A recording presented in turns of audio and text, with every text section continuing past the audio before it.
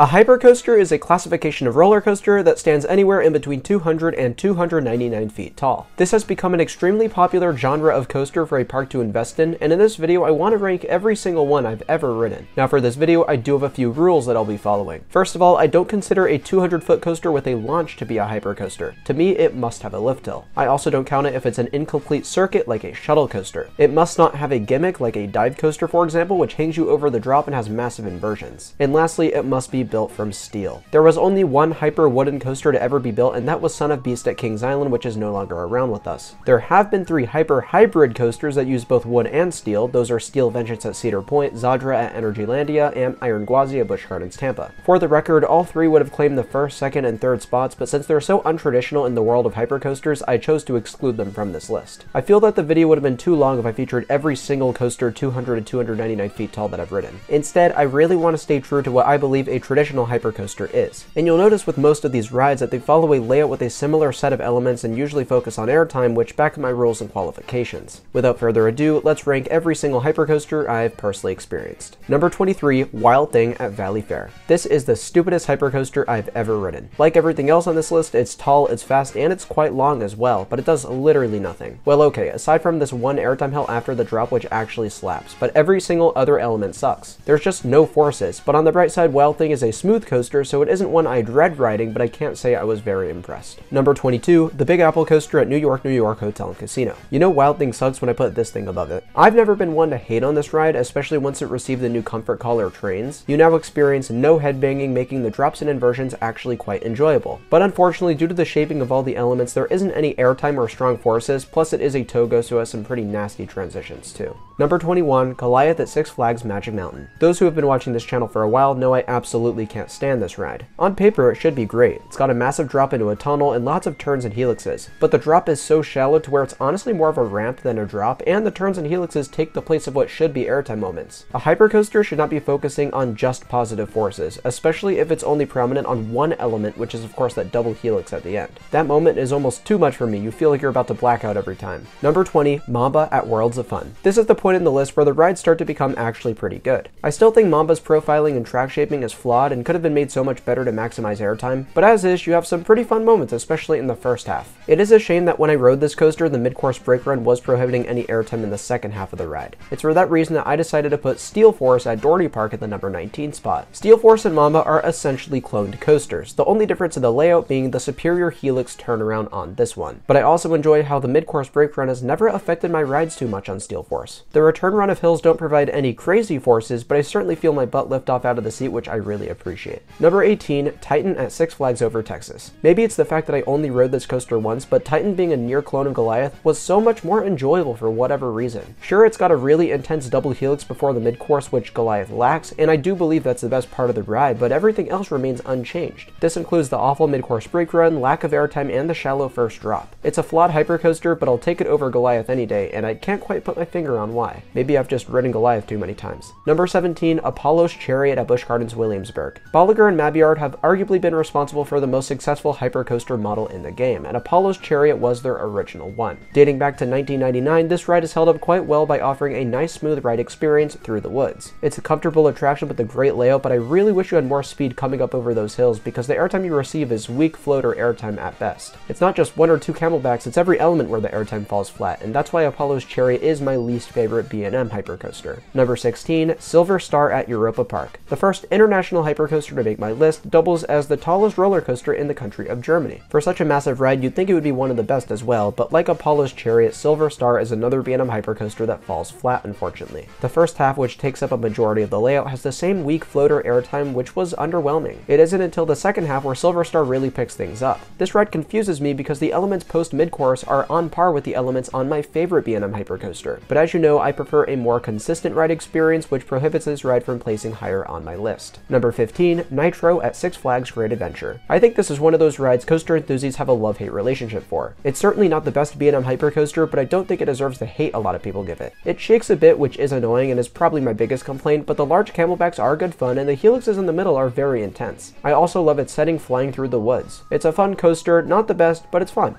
Number 14, Intimidator at Carowinds. For what it's worth, I think this is the most underrated B&M hypercoaster I've ridden so far, and I wish I could have placed it higher on my list. I rode this coaster several times in 2021, and I was impressed by how smooth it was, how solid the airtime was, and how little the trim brakes bothered me. Coaster enthusiasts have given this ride a nickname of Intimidator, and while yes, they are a bit obnoxious and the ride would have been better without trims, you still get some really good floater airtime on each and every hill, which I enjoyed a lot. Number 13, Candemonium at Hershey Park. The newest B&M hypercoaster to debut around the world, Candemonium is a great ride. It complements the ultra-intense Skyrush by providing a graceful, airtime-packed experience. Its out and back first half is classic and really fun, and I also love its diverse middle section that consists of a speed hill, tight helix, and outward banked turn. After that point, the ride sort of dies because of this awful trim brake, but everything beforehand is great, and the coaster is very smooth as well. Number 12, Superman Ride of Steel at Six Flags America. I said Intimidator was likely the most underrated B&M hypercoaster, but Superman is probably the most underrated hypercoaster, period, I've ridden. I absolutely love this ride. I don't care that it's got an awkward layout with straight track and things. If anything, it showcases the ride's amazing sense of speed and makes for a breather before getting tossed out of your seat. By the way, this hill right here is the most underrated airtime moment I've ever experienced. Just saying. Number 11, Diamondback at Kings Island. Many people's favorite B&M hypercoaster, from what I could tell, was not that way for me. Not even close. But you know what? It's still a great ride, and there's loads of good things about it. I love its setting through the woods, I love its plethora of floater airtime hills, and I love that splashdown at the end of the ride. It doesn't add much to the on-ride experience, but presentation is a key component for a coaster in my opinion, and that really should be implemented onto more rides. Number 10, Cannibal at Lagoon. I give this one the title of most unique hypercoaster I've ridden, either first or a very close second, but we'll get to that later. Cannibal was built in-house in conjunction with Art Engineering, and this is by far both of their largest projects to date. This ride is absolutely massive, towering over the rest of the park, and where most hypercoasters have a pretty traditional straight drop, Cannibal goes beyond vertical, way beyond vertical. 116 degrees from a height of 208 feet makes Cannibal the tallest beyond vertical coaster in the world. Not to mention its unordinary series of inversions, including the world's only lagoon roll named after the park. Yeah, this is a great ride.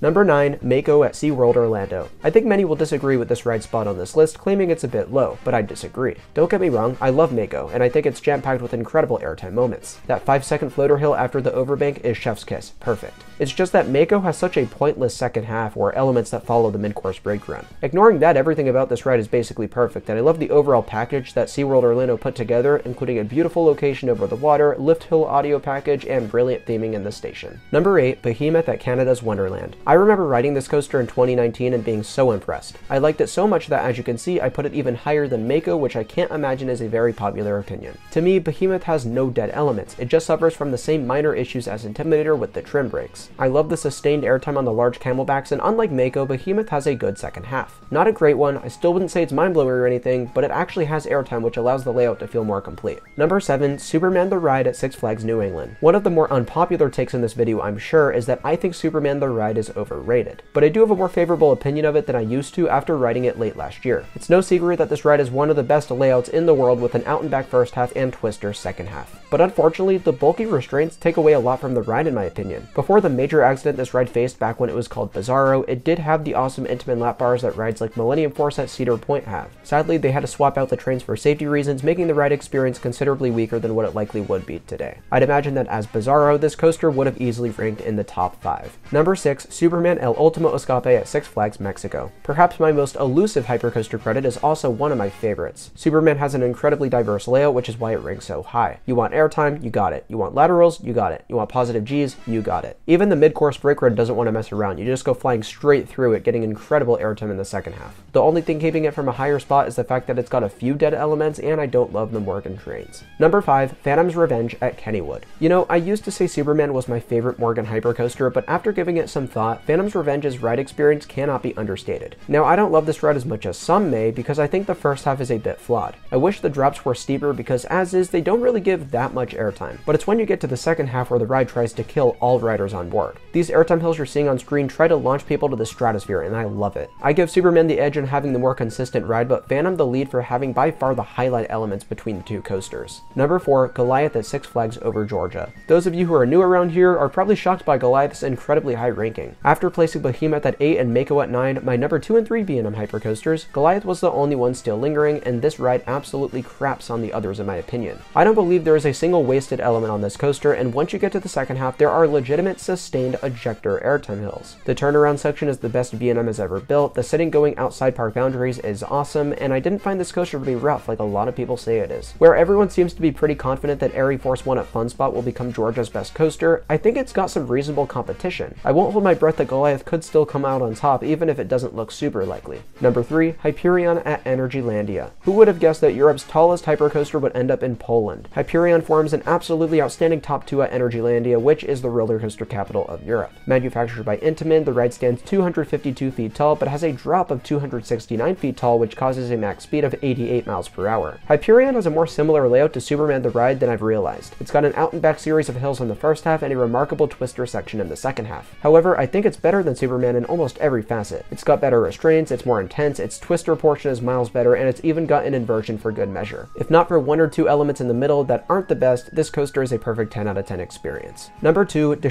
Cannon at Hansa Park. I know I said Cannibal was either the first or second most unique hypercoaster on this list. You could see how this one gives it a good fight. Its 239-foot drop is located entirely inside of a fortress, and what happens on the inside is insane, but I don't want to spoil it. The coaster has a focus on low-to-the-ground turns and rapid-fire transitions. If there is a downside, it's not the smoothest, and it would be nice if it had more airtime, but it's such an outstanding package between the theming, layout, and presentation. I nearly gave this ride the top spot, but there's one other coaster, a pretty polarizing one as a matter of fact, that reigns supreme for me. That coaster is Sky Rush at Hershey Park. Say what you want about this coaster, some might not enjoy it a whole lot, some of you might even hate this ride, but one of the beautiful things about this community is the fact that we can all form our own opinions and respect one another's, right?